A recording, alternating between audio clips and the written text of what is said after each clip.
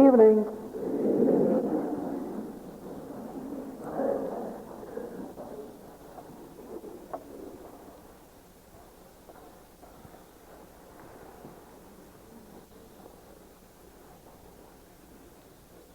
I am not in the body. Now you've had all night to think about that. And some of you should really have a headache by now. I am not in the body. This is going to be very essential for you to remember. More especially if you want to lose fear of your body. So that you don't imagine that just because your body is paining you that you're going to die.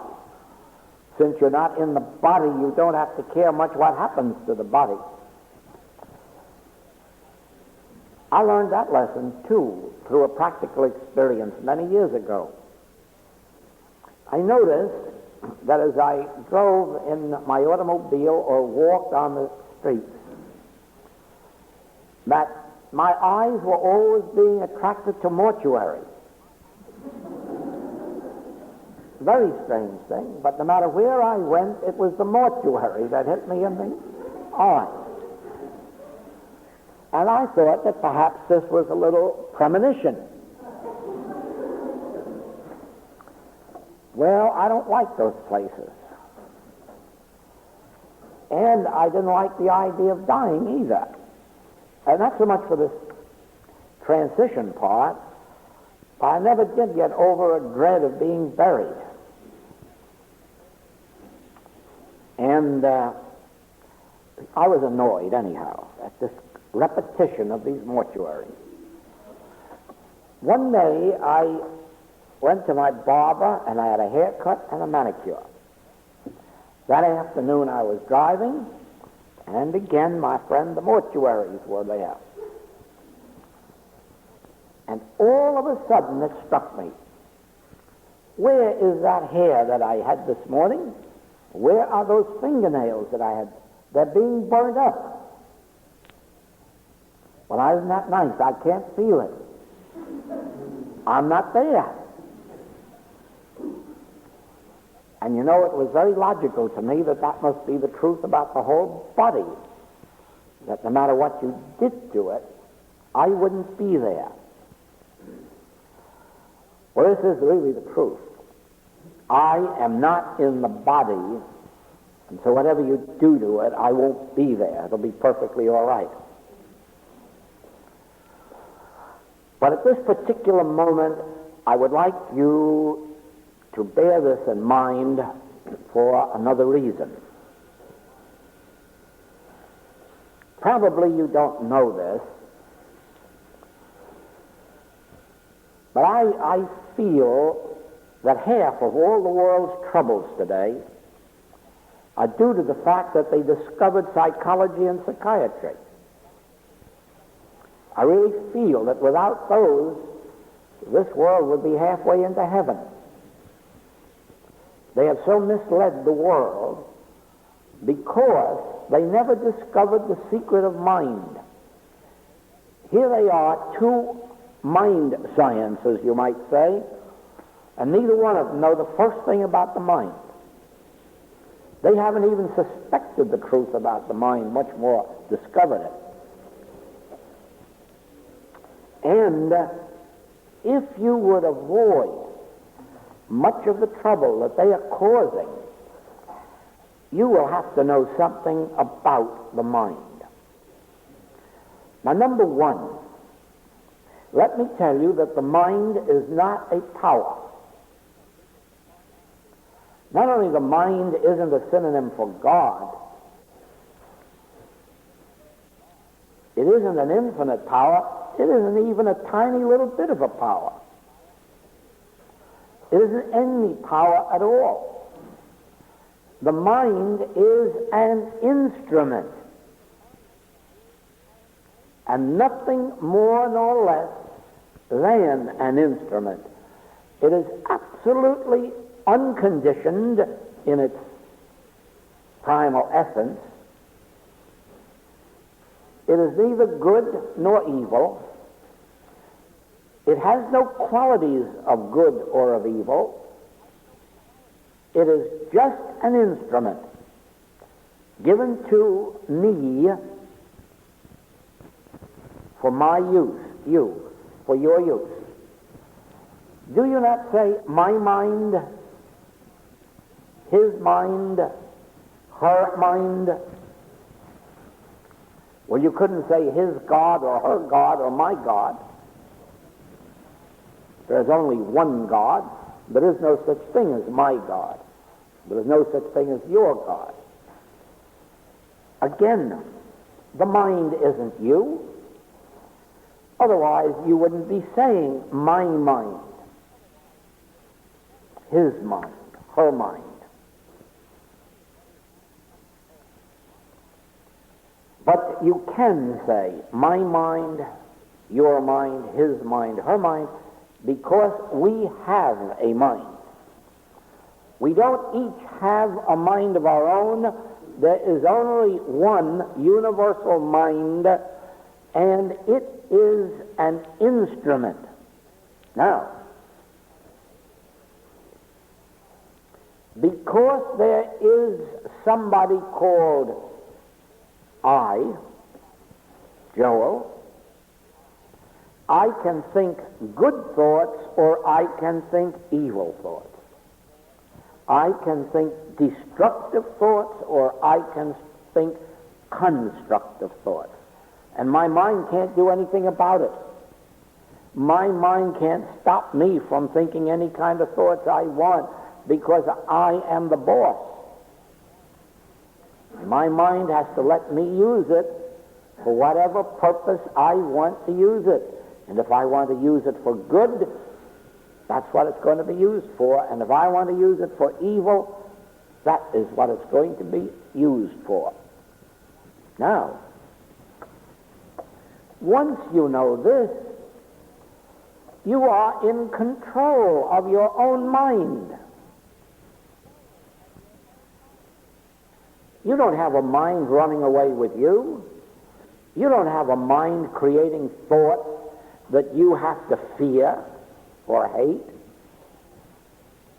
If you can say I and then my mind, you've got yourself in the right position. Supposing somebody stole a wallet and came before a judge and said, I'm not responsible, I didn't do it, my hands did it.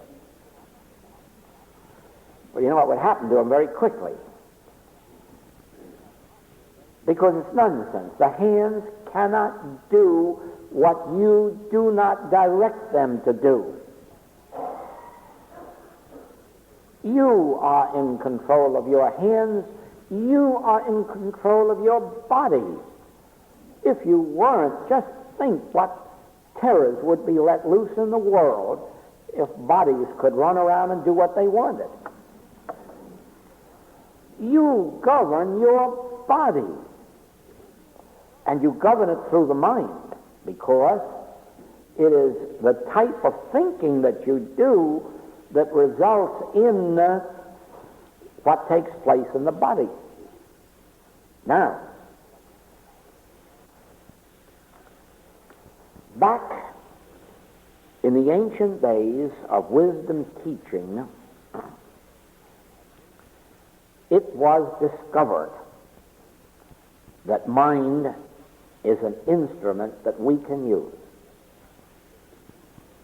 And it was discovered that we can use it for good or we can use it for evil, depending on whether or not we are governed by selfishness or self in some form.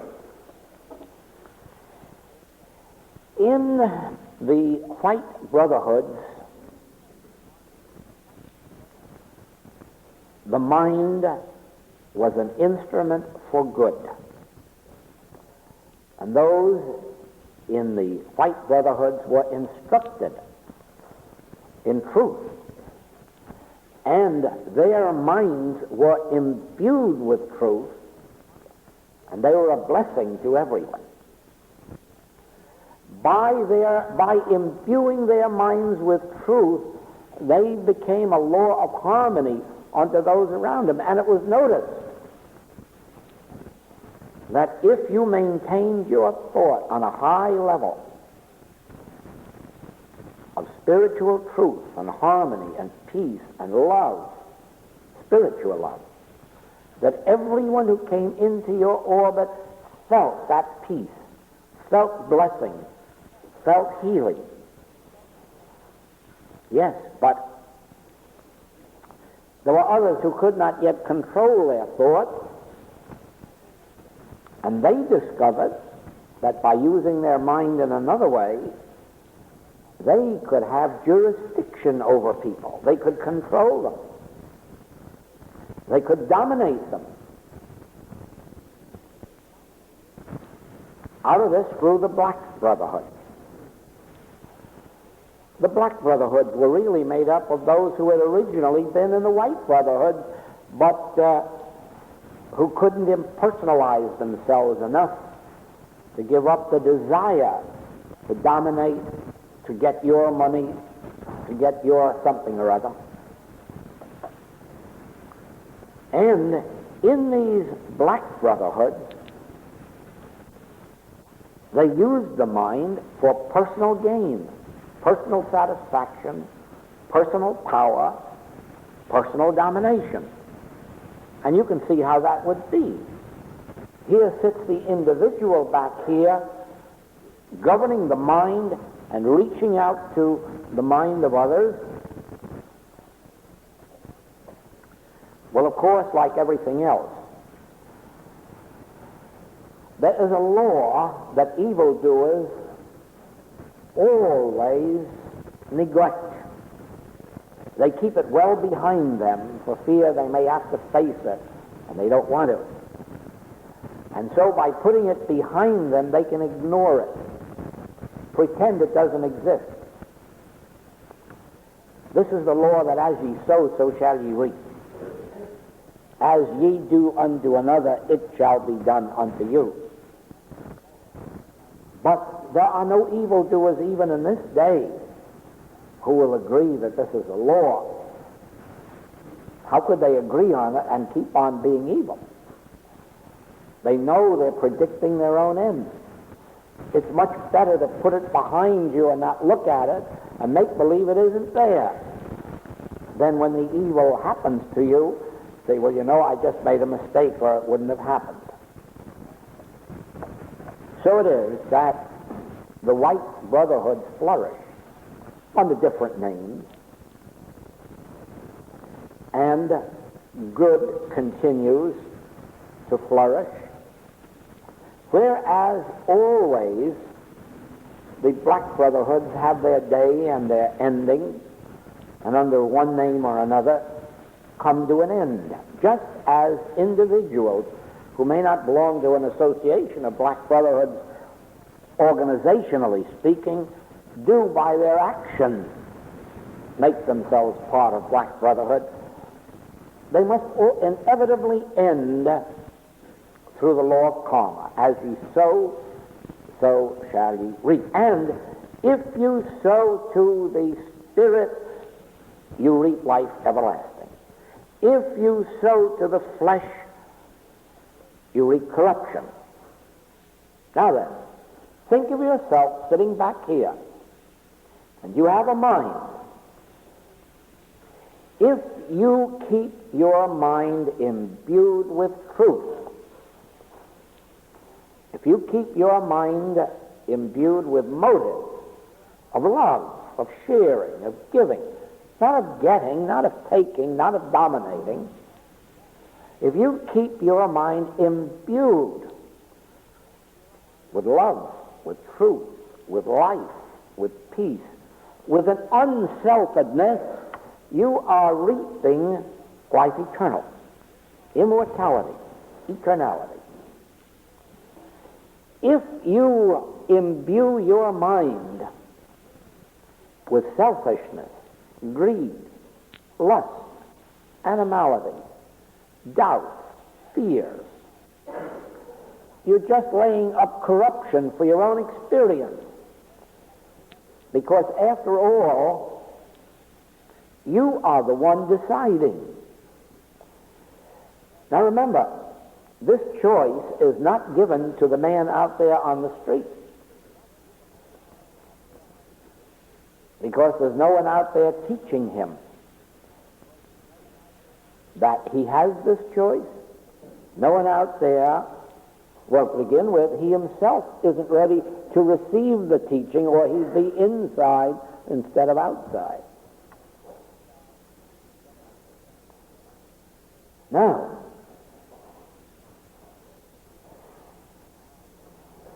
in the beginning of our spiritual life, usually when we're on the metaphysical path, you are taught this in every one of the teachings, whether it's Christian Science, Unity, or New Thought, that you are to keep your mind stayed on truth, imbued with truth. You are to hold to truth as fast as possible, drop the negative aspects of life, and hold always to the spiritual truth. Now, it isn't your mind that's power. It's you that's the power. You are the one imbuing your mind. And then your outer life is going to show forth what you fill your mind with. The mind itself is like a pane of glass. A pane of glass is not a power, but it is a transparency that lets in the light. It isn't a power that creates light. It doesn't cause light. It doesn't even give light. It's just a transparency through which light shines, and so is your mind. Your mind is the transparency which expresses or reflects what you give to your mind. Now, if you accept the metaphysical principles of keeping the mind stayed on God, on truth, if you hold to the positive side of life and let the negative side gradually be weaned out of you, be taken from you, from disuse, you will discover, first of all, that you yourself govern your life, your mind, your body. But you do more than this. You are preparing yourself. Because eventually the day comes when you discover that you are not thinking any thoughts at all. You are receiving thoughts from way down deep within you. You aren't creating thoughts. You aren't manufacturing thoughts. You are receiving thoughts, and that is where the I comes in, the I that is God. Now, you'll understand when Paul says, I live, yet not I. Christ liveth my life. He means that he is now receiving life and instruction, dominion and government from this transcendental, this invisible selfhood. The mind is still carrying out the instructions, only instead of Joel giving the mind the instructions, they are now coming through from the deeper Joel, the I that I really am. Then I can say, I'm not really doing any right thinking.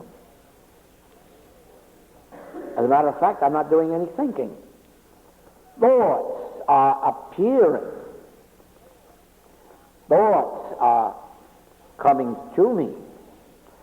Just think if I were to claim that I sat down and thought up all these messages in the infinite way, what you would be thinking. You don't really believe there's a man on the face of the earth smart enough to think up these things. You know better than that. They must come from a deeper source than any man, book-taught or not book-taught. They must come from a deeper source, and they do. Now, one of the steps leading up to living by grace rather than by taking thought is this very act of keeping thought imbued with truth. As you know from every one of the writings, I make it clear that we never outgrow the letter of truth. We never outgrow the knowledge of truth. We always must have that as a rock and a foundation. That is why in spiritual healing, you know, there are many wonderful spiritual healers, and they don't know what heals or how. And when they stop healing, their work will not be carried on, for they have no way of developing healers. They have no way of teaching others how to attain spirituality. They'll merely come and they'll go. This cannot happen if you know the truth. That is why the church today is so interested in the messages that we have.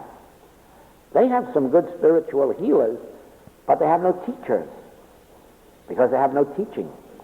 They have no principles on which to develop the healing consciousness. Now, here is what happens. If you are holding to one power, let us just use this principle for a moment. One power. Now, out here in the world, they are saying that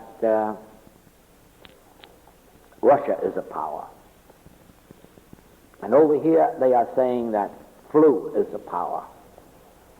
And over here they are saying the weather is a power. But you are holding fast in your mind to this truth. God is the only power. God is spirit. Therefore, spirit is the only power. If spirit is the only power, weather can't be a power. Flu can't be a power. Germs can't be a power. Bullets can't be a power. Evil men can't be a power. Only spirit is a power. Now remember, you are holding to this intellectually. You are instructing your mind, as it were. And you are causing your mind to hold to this one power. But you know what is happening? You are molding your consciousness anew. And one of these days you won't have to hold to one power. Automatically, any other power that comes in front of your gaze, you will smile at. You smile at it. Because to you it will not be a power. And you won't even have to deny it. By holding your mind to one power. Now remember, there has to be a you. Your mind can't choose to do this. You must choose. And you must hold your mind to the principle of one power. And every time the suggestion of another power is presented to you, you answer it. No. No, I have accepted God as the only power. And you hold this, and you are building your consciousness anew. You are dying to the belief in two powers, and you are being reborn into the consciousness of one power. All right. Let us take another principle which we employ in an infinite way, and that is one self. God is infinite selfhood.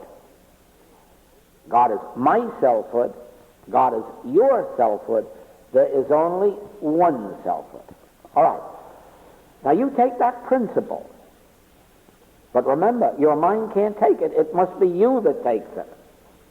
And you keep it in your mind.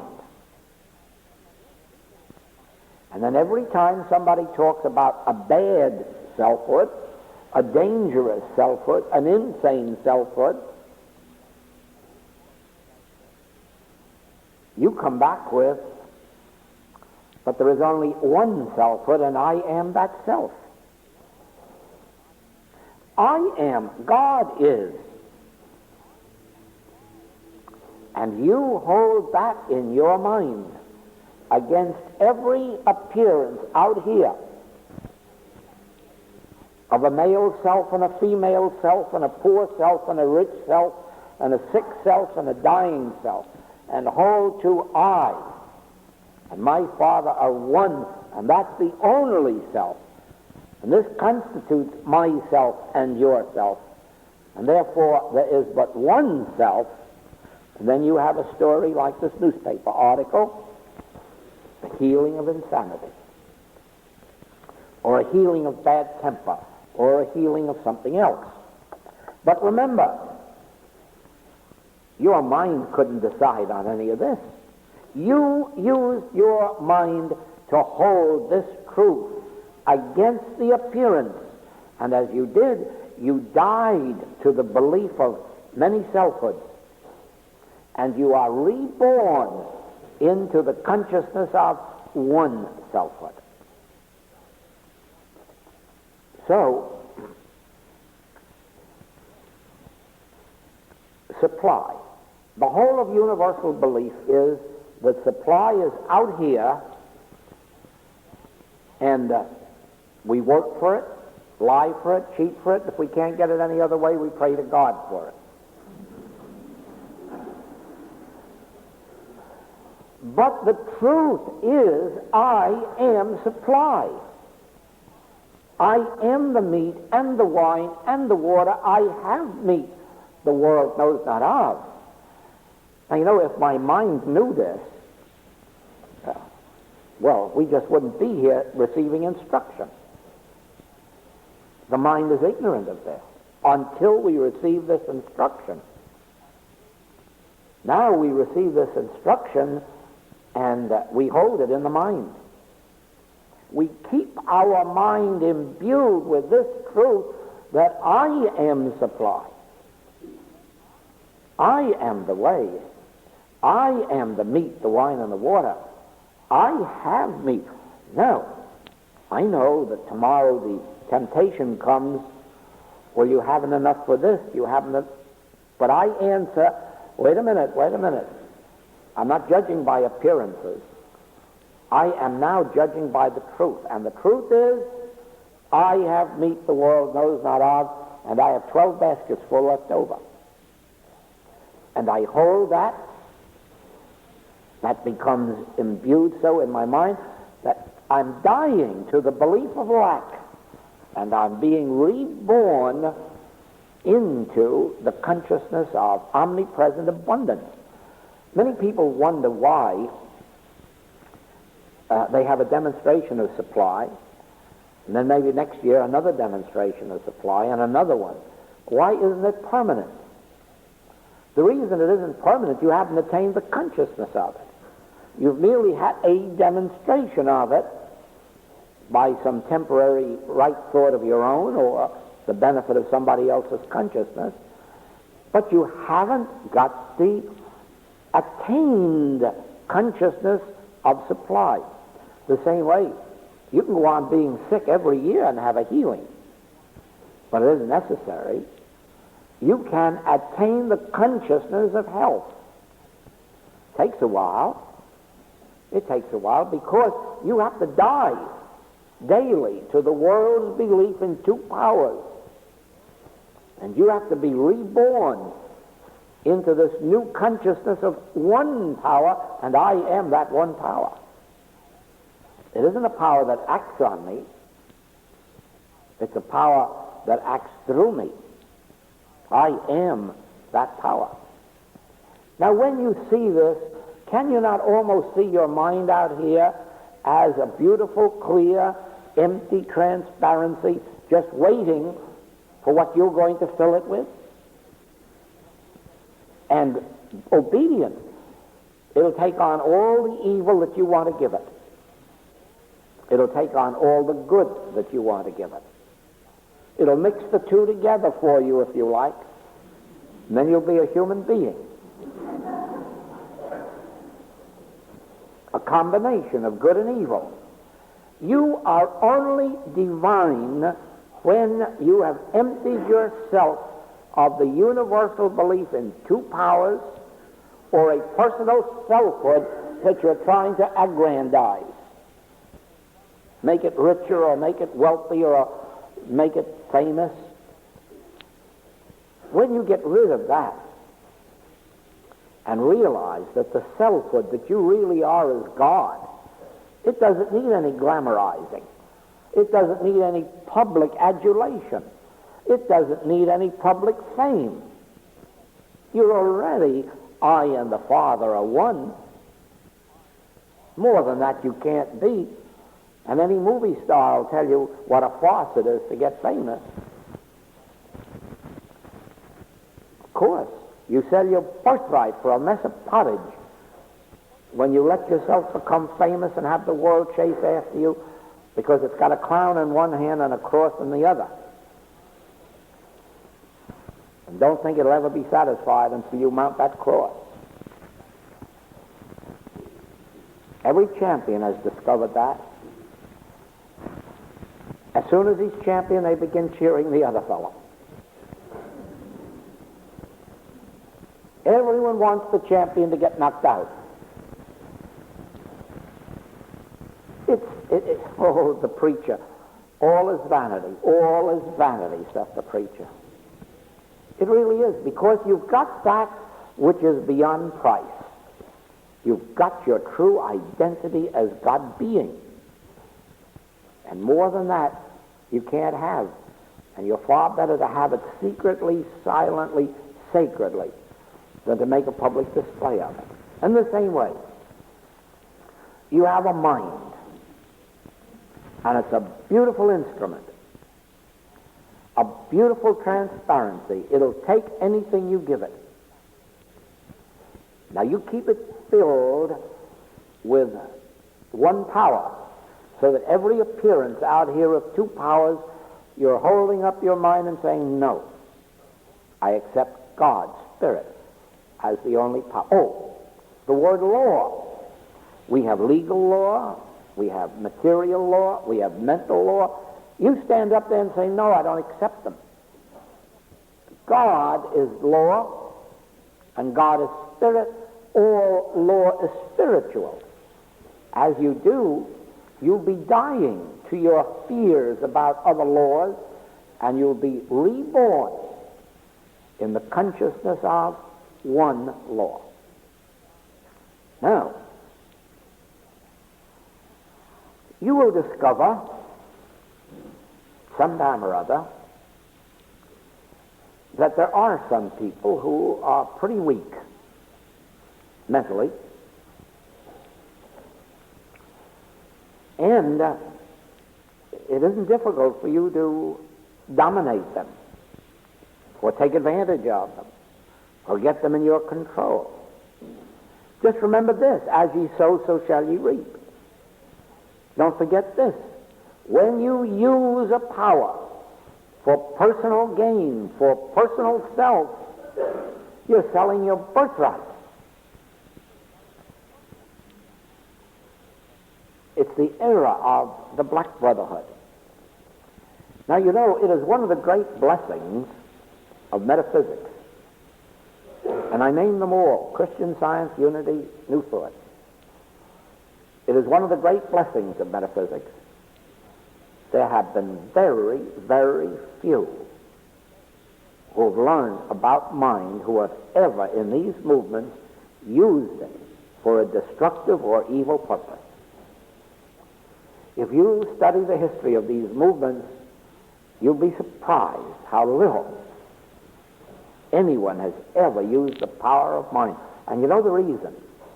Because in every one of these movements, the word God comes in. If you ever separate the word God from mind science, you're going to have psychology and psychiatry. And then you're going to be in trouble because there's no morals. But in these movements, there are morals because we have God. God isn't mind. God isn't a power. I mean, mind isn't a power. But mind is a perfect transparency for you. And you keep your mind imbued with spiritual truth, spiritual harmony. And you'll soon find that not only your mind is a blessing, but the mind of everyone within range of you becomes a blessing. For this reason, in the infinite way, we have books full of principles, which I call the letter of truth. You have to learn these, you have to work with these, but above all, you have to practice them. And now you'll understand better why I say to you over and over again, don't think that by reading these books or hearing the tapes that you're going into heaven. These are only the steps, the stepping stones. These are only the tools that you use for getting into heaven. It's what you take into your consciousness that gets you into heaven. It is the truth that you practice that gets you into heaven. Take these truths, keep your mind filled with them, and let your old self die. That self that fears negative powers, that self that has selfhood apart from God, that self that does not acknowledge its divinity, let that die. And let there be reborn as you this individual who knows I and my Father are one. All that the Father hath is mine. The place whereon I stand is holy ground. Here where I am, God is. And this is one. Besides this truth, there is no other power. Then you'll witness how the power of grace begins to work in your experience, because now you're not working through the power of thought. You're working through truth. Not thought, truth. Truth itself in your consciousness is doing the work, not your thought about truth. You can think about God from now to doomsday. That isn't going to benefit you. It is when you bring God right to your consciousness and acknowledge I and God are one.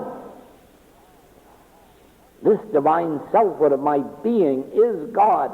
You are practicing the presence of God. Now you're experiencing God. You're not thinking about God. You're experiencing God.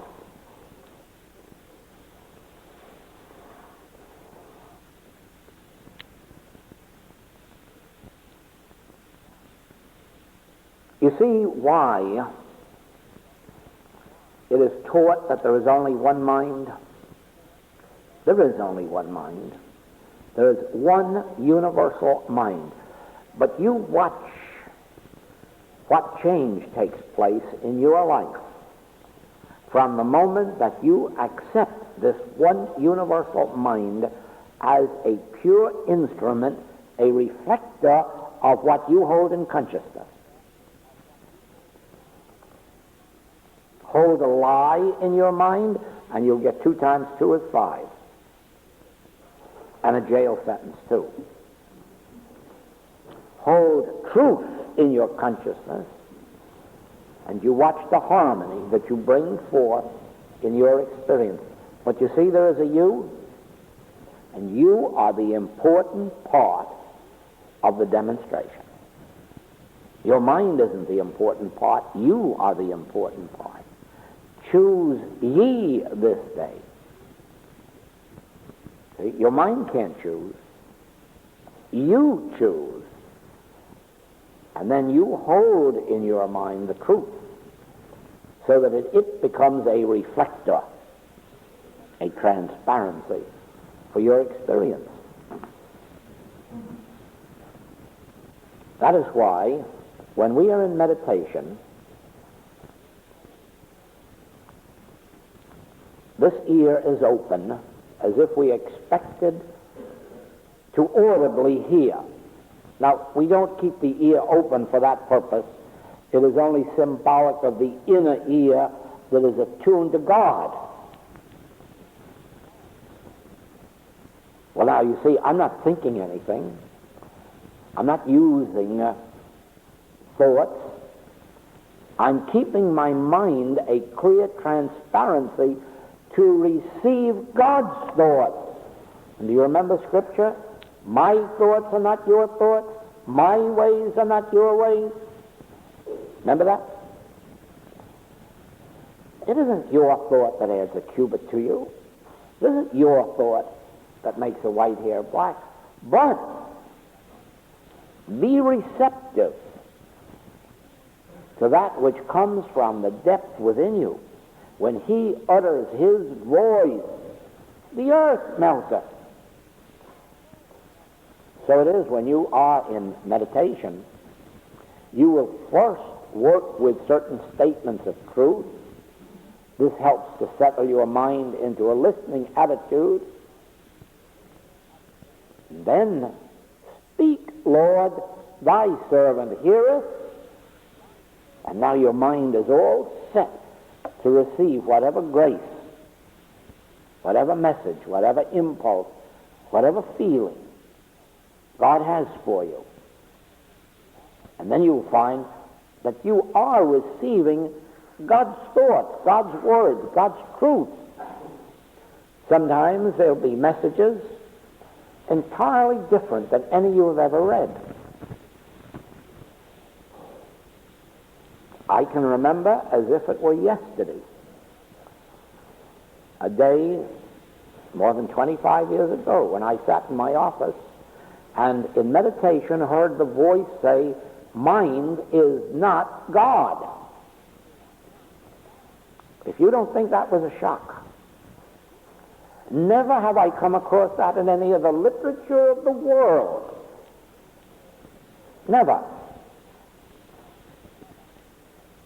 Well, being a metaphysical practitioner, you know right well it was shocking.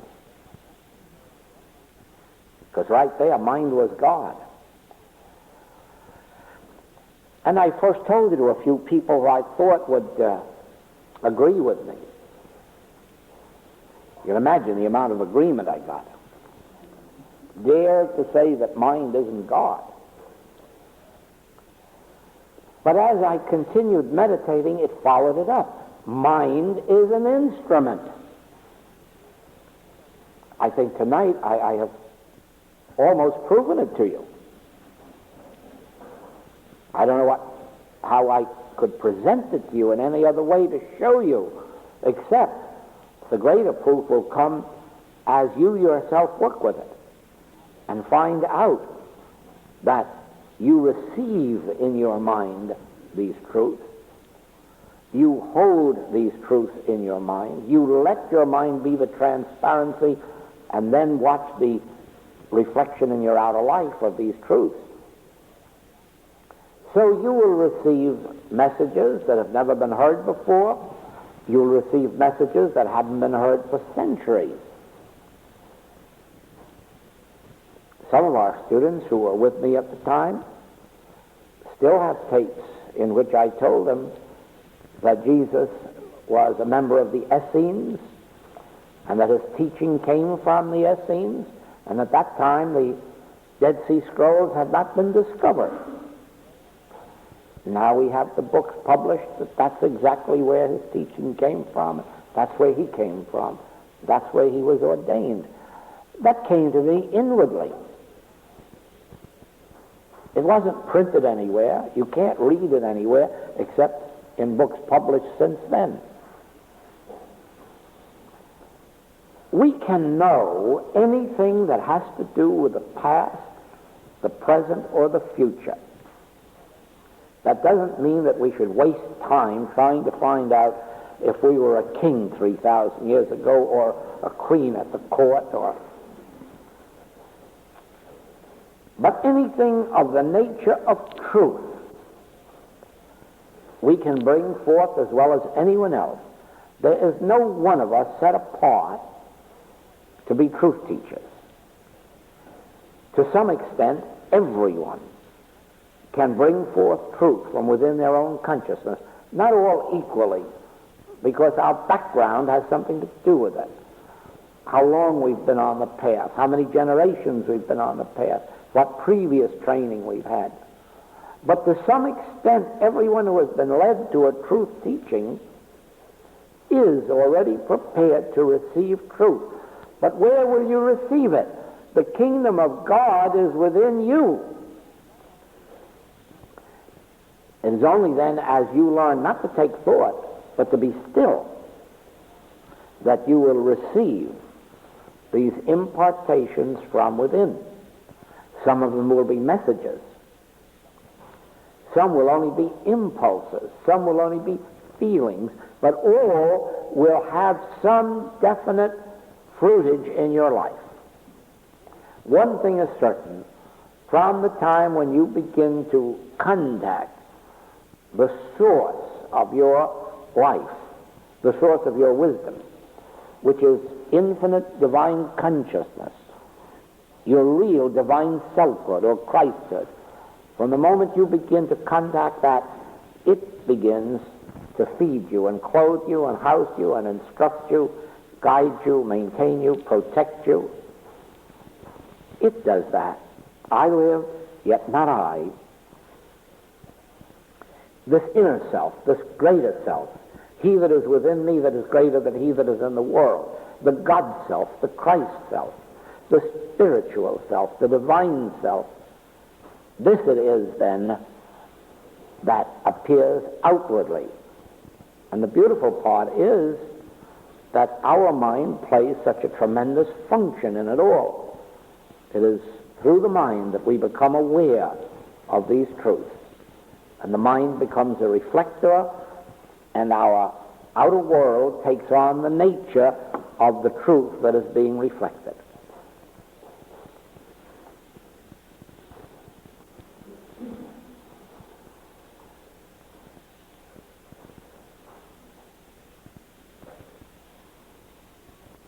Now, as long as I acknowledge an I, myself,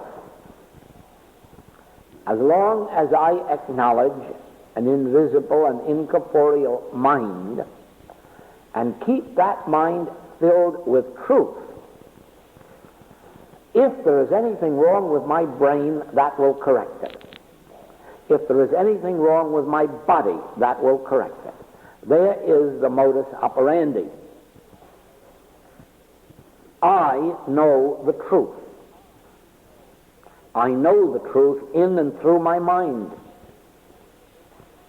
And that truth which I know in my mind becomes the very essence and substance of my body. Now there is a reason for it. Mind is the substance of the body. Mind is not something separate and apart from the body. Mind is the essence and substance of the body. Therefore, whatever I impart to my mind, the body shows forth. Now, the most outstanding example that you'll understand quickly is that if I fill my mind with pornography, my body will begin to feel lustful. Am I right? Of course, you know that. If I fill my mind with filth, the body will be uncomfortable. Now, you know that you can't avoid that. Well, you try the opposite and fill the mind with spiritual truth and see how harmonious the body becomes, how peaceful and how much it rests. It really doesn't make any difference whether you sleep or not. Sleep is not an activity of God. It is an activity of death. It is the next thing to unconsciousness. Therefore, sleep isn't a necessity except as a universal belief. Rest is a necessity, but you can rest by filling your mind with spiritual truth. And as you do, your body comes to rest, comes to peace. It may bring on sleep, it may not. But we have witnessed in this work how little sleep you really need when the mind is imbued with spiritual truth.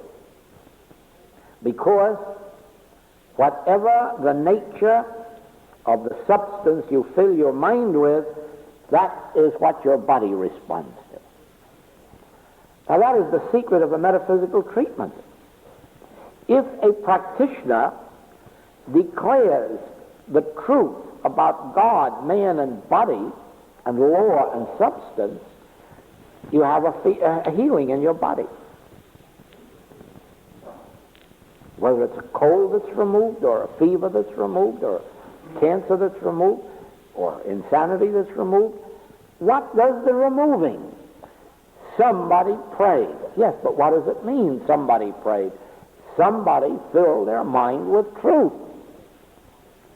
What is a treatment except knowing the truth? Therefore, a practitioner that fills their mind with spiritual truth is bringing healing to their own body and to the bodies of those who turn to them for help. That is why mental healing can be a very successful thing as well as spiritual healing. It can be. There have been some very wonderful mental healers. But they kept their mind imbued with truth.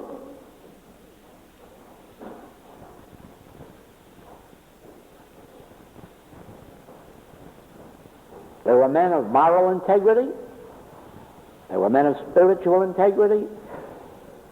But they worked exclusively with knowing the truth. And they did beautiful healing work. That is all that is necessary for healing, really, is that the mind be filled with truth and kept filled with truth. Not for a 15-minute treatment or a 20-minute treatment. The days and the nights must be filled, praying without ceasing, knowing the truth without ceasing, until your life is just an automatic living of truth and holding it up to every appearance out here. Now, when you begin to look on all discord as not being things or conditions, as being merely appearances, that's when your fine healing work begins. If you think you have a disease to overcome or a condition to overcome, you will never be a really fine healer. You have got to learn that whether it's unemployment or insanity or cancer or consumption, don't treat those as conditions, treat them as appearances or suggestions. And then let them hit up against your mind that is imbued with truth. And you'll start to do healing work even before you are reborn. But your rebirth will come about more quickly. And the more you can hold to the truth and let these appearances hit up against it without doing battle with them, Don't you do battle with the appearances. You let the appearances hit up against your mind that is imbued with truth. The appearances will dissolve. You go out and try to do something to them, you'll get enmeshed in them because you're accepting them as real, whereas they are not real. If they were real, you couldn't heal them. If God made them, you couldn't unmake them. Be assured that what God hath made, no man's going to put asunder. And it is only because God never made sin, God never made disease, God never made lack. It's for this reason that you can feel completely free within yourself to give yourself a guarantee that these are going to disappear out of your life in proportion as you can maintain these spiritual principles in your consciousness, hold them in your mind, and let yourself be reborn of truth, of spirit.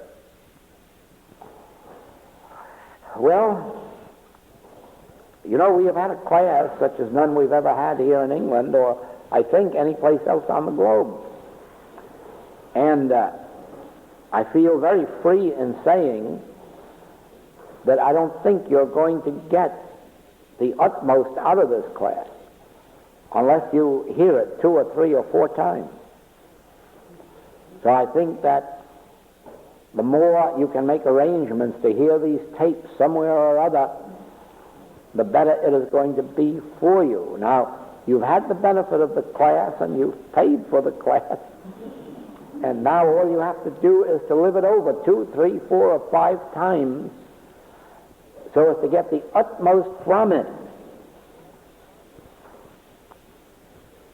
Because we have taken up principles here this trip in a way that is somewhat different. Thank you for this trip.